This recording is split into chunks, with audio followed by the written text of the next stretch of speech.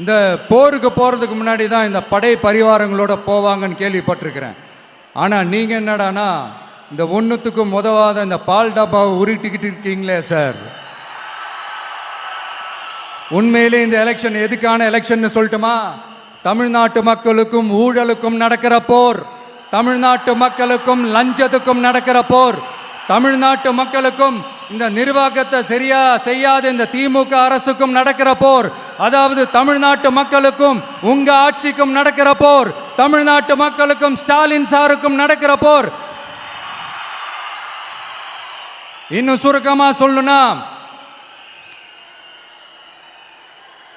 விஜய்க்கும் ஸ்டாலின் சாருக்கும் நடக்கிற போர்.